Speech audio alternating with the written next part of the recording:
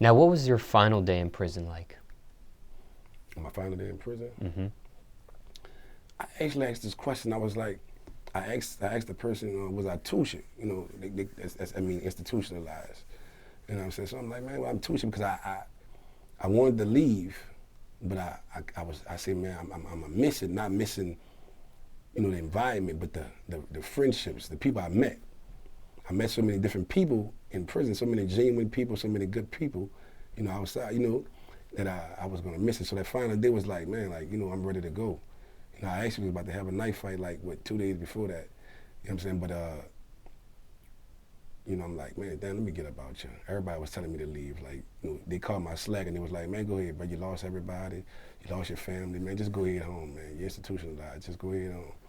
So that final day, man, I had a brother on my father's side. He, you know, he picked me up. He picked me up with a stripper. He picked me up with a stripper. You know what I'm saying? She come out there. I'm looking at him. As I'm looking at him, I'm like, because he told me he was gonna have a stripper, you know, stripper for me. So as I get out there, I'm tripping and I'm looking like, man. So I'm asking her. She was Caucasian, and I'm looking like, man. I'm like, man. I asked him, could I touch her? You see what I'm saying? I asked him, could I touch her? And he like, yeah, you could touch her. Cause you know I ain't been this close to a woman, and man, I'm like, man. So you know, I got my property signed out. He had brought me some clothes, and as he brought me some clothes, you know what I'm saying, I put the clothes on in the bathroom and all that. So we went outside. I get in the car. She get in the back seat with me. You know, he puts on I think it was Lil Wayne, the blunt blowing song. And I ain't smoked weed at the time, you know, but I don't smoke now. But I still, you know, he had some kush, some perp, some granddaddy. So I had never smoked perp. You know, when I left, that didn't even exist. And so when I come back, you know, so he talking about perp. So he's showing, like, man, this is some real granddaddy. You gonna hit this here. So, you know, in memory of my brother, because he was choking with me like, man, you gonna do something when you come home for me, just on the day you come home. So I say in memory of him, I lit it one up, and she was like, she zipped my pants down, and you know, it's cool if I could, you know, yeah, she zipped my pants down, and she told me, she like, look, this is a gift from your brother. It's a gift, but I'm for him. You know, she let me know that, you know, he, you know what I'm saying? So, I see. yeah, so she lays up there and, you know, she could have sucked me off. I mean, she ought to say she sucked me off for 9 hours. I was so excited, I couldn't get excited. That was my first piece of pussy. I mean, I'm like, you feel what I'm saying? I'm like, man, look, I couldn't, you know, I couldn't nut. I'm like, man, fuck, what's going on? But I was loving it. I was enjoying, I was sitting back with the weed in my mouth. And she just sucking that motherfucker like, and I was like, man, this motherfucker going, yeah. This is what I'm talking about, you feel what I'm saying? So, you know, it's the life, you know what I'm saying? She ate me up, I bent over in the car, I'm fucking her in the car, as we, you know what I'm saying? That's what we doing, I'm fucking her. You know, busting her up, after I finished doing that, she actually sucked it off, you know what I'm saying? So she sucked it off. She sucked me off, it was over with. So, I'm saying, I ended up, I was good after that. Mm. You know what I'm saying? So we ended up driving home, driving to Baton Rouge to like a fraternity house. We drove to Baton Rouge to a fraternity house, and as we went to the fraternity house, he knew some guys there. They had some liquor. So, you know, I want to fuck again. He ended up fucking her, so we went to flipping her, you know. We flipped her, you know, that's a train, you know, some dolphin shit. She, you know. Now, your final day in prison, how far in advance did you know it was going to be your final day? What you say? How far in advance did you know that was going to be your final day out? Well, you know, because they have this DOC service that you know, and that you can type in it, and you can get your date. So I really didn't know, because you never know it in prison. You like, just because you get sentenced to a certain time, that don't mean you're gonna come home at a certain time, because you got different elements in prison that can stop you from coming home. You know what I'm saying? You can have a fight, you can maybe kill somebody, anything can happen. You know what I'm saying? You never know what happens. So, you know, I really didn't know. I just was going with the flow. But at this point, I was like, man, look, it just is what it is. You were thinking about a knife fight 2 days before you actually were released. If you would have done that, if you would have engaged in that knife fight, what would have happened to your final day? Would that have happened, or would it have gotten pushed back, or what? Yeah, it probably would have got pushed back, or I probably would have had a whole nother charge. I could have got a whole nother charge, and I probably would have been in there forever. You know, but, you know, something took place. It took place, but it didn't take place. You know, so I'm going to say it like that. I see. Okay, now when you have this final date, do you keep it to yourself? Do you keep it quiet, or do you tell people about Yeah, it? you want to keep it quiet. I mean, given the charge that I'm on, I'm on a murder. If somebody feels some type of way about their family, you know, I mean, you feel what I'm saying? So it's different things. So I mean, given the situation, if you in the streets like that, you would want to. That's something, to protect yourself. What's the first thing? I mean, you told me the first time you had sex when you got out, and the first person you saw. But what was the first meal you had? The first meal, like, oh, all right. Well, actually, I was in Cardinal Ross. I didn't mention that, but so I didn't had a lot of meals. But I'll tell you, banana pudding. I wanted some banana pudding. Man, I'm to my cousin, well, my grandmother, she passed away, but she had this recipe for banana pudding. And so my cousin, she don't know one could make it. So I wanted the banana pudding. My cousin Lurleen, she make a good banana pudding. I wanted the fish. My mother used to always cook me fish. Fish was my favorite food at the time, and pasta, shrimp fettuccine. So I wanted that. So I got that meal there. They fixed it for me. Now, I always wondered this. When you eat, you're so used to eating these prison meals. When you finally eat a meal like this, fresh out, does it stay in your stomach? Does it run through your stomach? It run through you. It's gonna run through your stomach. Because you're not used to it? Yeah, the food is richer than the food that they're giving you. The food they're giving you is bullshit. They're giving you some shit that don't even matter. Your kid probably would need it. Your dog probably would need it. Now, you mentioned in this interview that you just ended up doing 10 months recently? Yes. And what was that for? Was that a violation of a probation or something like that? Yeah, I did a well, actually, all right.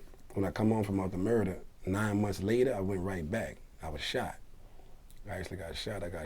They tried to assassinate me on the bridge. They came behind a car. It was like a car behind another car. Shot the whole truck up. I actually got hit one time. Actually I hit God. He spared my life. You feel what I'm saying? But I actually got shot, so I know what it feel like. I know what it feel like to be shot. I know what the flame feel like. I know what it feel like they had that temper on you, like that.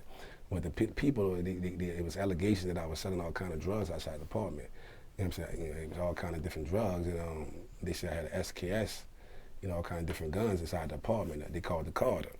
You know what I'm saying? So they came inside the apartment, and they found a vest, a 0G ballistic vest.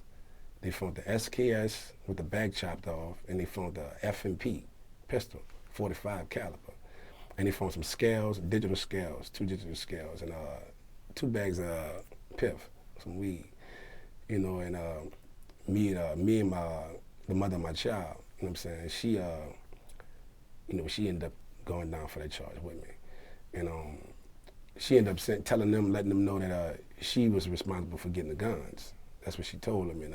That kind of softened the blow, and me being shot and me having a vest, and they kind of see that it was self-protection. You know what I'm saying? And it kind of softened the blow by her taking and coming catch the stand and telling them that. They end up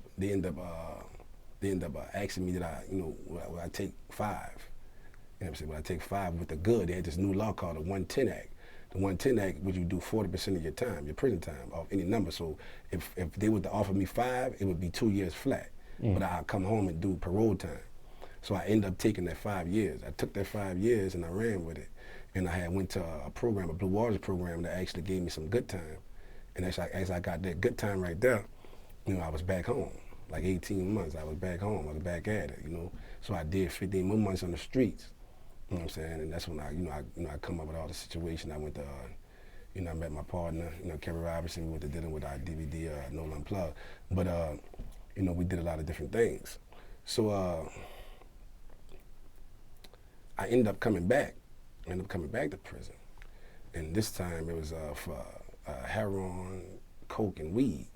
P-Wits, that's with intent to distribute. So it was an allegation. We was pulled over, the state troopers, and they end up, I'm gonna say it like this here, man. I can't really talk to it right now because I'm still fighting. I'm still fighting right now. I'm really out on bond right now. Okay. So, I'm still fighting. So I can't really divulge deep into that case right there. Okay, understandable. Yeah, so Man, that's tough. Yeah, so. Why, somebody looking at this, right, and listening to your story, right, they're going to say, you did 9 years. Why would you risk going right back in? And then you get out, and now you got another charge that is in the air. Somebody watching this would think that. What's your answer to that? What's your response to that? I mean, it's like this here. I mean, actually, at the end of the day, I was protecting myself. So the first 2 charges was all about self-protection. Like I said, self-preservation is the first law of nature. I'm going to protect myself. If protecting me is a crime, that it's wrong I did. I heard Kevin Gates say that. And, you know, I believe that. I mean, you know, they call it a crime, but, you know, the Louisiana laws are different. You see what I'm saying? And, you know, they tried to put you in jail. They tried to put you down. They tried to hold you down. In this situation, I was actually a passenger. I wasn't even supposed to be in jail. They put me in jail illegally. But, you know, it's circumstances that's something I have to deal with. It's a personal issue, but at the same time, I have to deal with that. Now, if a person looking at it and saying, all right, oh, man, why would he put himself in these situations? I mean, the environment. I mean, you got to change the environment. But, I mean, if you're in the trenches and, you know, you're at the bottom and, you know, it's not easy as one would think to come up out of it. Somebody might be like, well, why still live in Louisiana? Why not move in a different state where, you know, it can get your mind away from thinking about, you know, this type of environment and get you in a different environment. What's your response to something like that? In all honesty, every time that I tried to leave, I came to jail. I had a plan to leave the second time. I was leaving 5 days, and they came in the house. And this time, I was leaving that day, and I got pulled over. So it was kind of like the movie Heat when Robert De Niro had that last run. Every time I'm trying to do the last run, I get ran over. You see what I'm saying? But in the instance, I fought through it, and I'm still here. I'm blessed to be here. Now, after that 9 years, before you ended up back in jail, what was that break between leaving 9 years and then going back for that, like 1 year and some change? What was that amount of time? Was that 10 months? Is that what you said? You said what? You leave prison for 9 years, right? You're in prison for 9 years. Yes. You leave, but then you end up going back to jail. All right, that was 9 months. Oh, 9 months. That was 9 months. So a 9 month, 9 months of, I guess, freedom, for lack of a better phrase, before you end up getting locked up. In those 9 months, what shocked you? Because you hadn't been in the free world for 9 years. Anything? I don't know. I can't really say it shocked me. I mean, the women was beautiful. I mean, everything was life. I mean, you appreciate life. You know, when you're removed from something and you lack something, your appreciation for life is better. So, you know, the way I moved, it was like, you know, I went straight to the music. I went straight to the studio. That's when I met Black and Mild, you know, of No Limit, and musical genius. I lived. I met people, and I dealt with people. I dealt with women, mostly women. I dealt with a lot of women, mostly women. I had to deal with the women. I mean, they, you know, I've been gone for so long, so that's what, you know, that was my thing. So, you know, I just dealt with a lot of women, and it was not really also awkward because I went back right into the environment that I was so used to. I took to it like a fish to water. You know what I'm saying? You know, I was, you know, dealing with that since I was a youngster. So I took to it like fish to water, and fell right back into it. I'm able to adapt to any situation you put me in.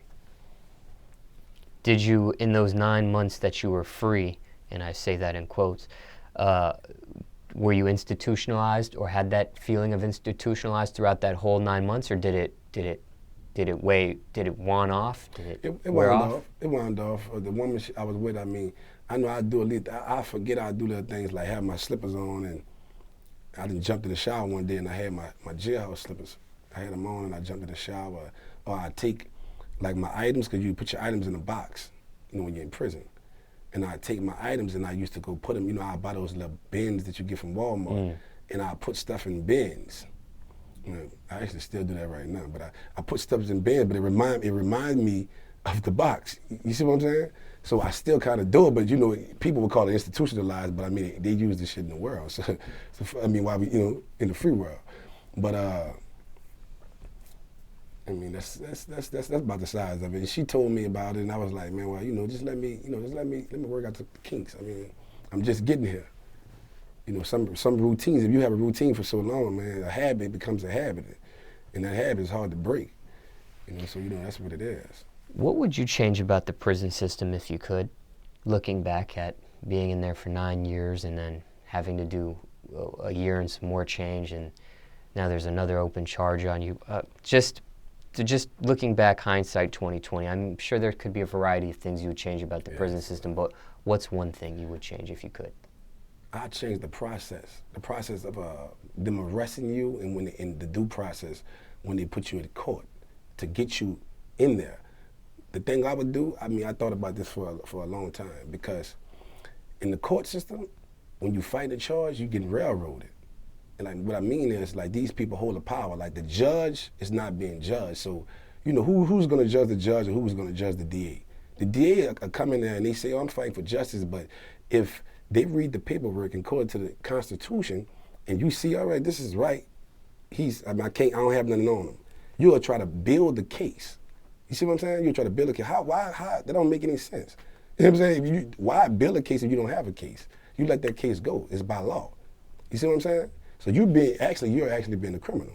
So what I would do is I would push for the Supreme Court to actually have a separate office, a separate entity, separate from them, that comes down, and when it comes to the motion, like the probable cause motion, that's the motion that makes the case continue.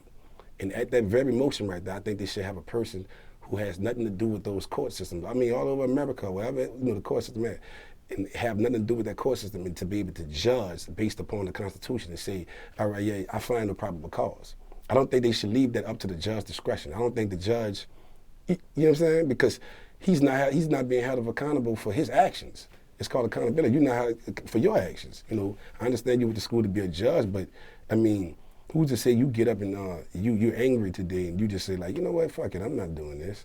I'm not, you feel what I'm saying? So more like a checks and balances on the judge. Yeah, it needs some checking. A judge for the judge. Yeah, because it's the system. An independent judge on the judge. An independent judge on the judge and the DA. The whole system, because it's like this here. If we had that, the system wouldn't be overcrowded. You know what I'm saying? Somebody who's unbiased. The system wouldn't be overcrowded. And that's what it is. So what I'm basically proposing is something to stop the process. You know what I'm saying? Just stop it before it starts. Because most people, you know, they say, oh man, you go to prison. A lot of these people be good people. You know, it's about survival. People just want to survive. And people might do some things to survive. You know what I'm saying? And that's all it is. Like, you know, I understand the survival. You know, I understand what it is. You know, you hungry, you know, your lights off, you got to do something. And I'm not making an excuse and say, oh man, you know, you can't work, but man, sometimes that's not, you know, you look at minimum wages, you look at the country, man, sometimes that's not enough. You know what I'm saying? It's not enough.